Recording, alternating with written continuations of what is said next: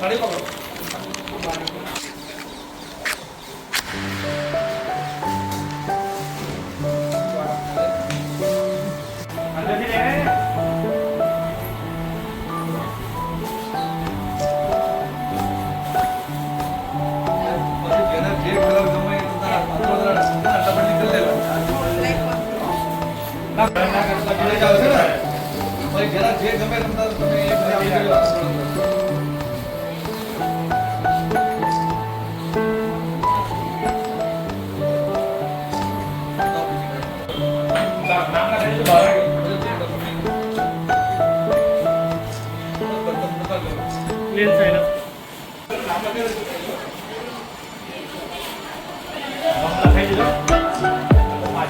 હા પિંડોલ સાહેબ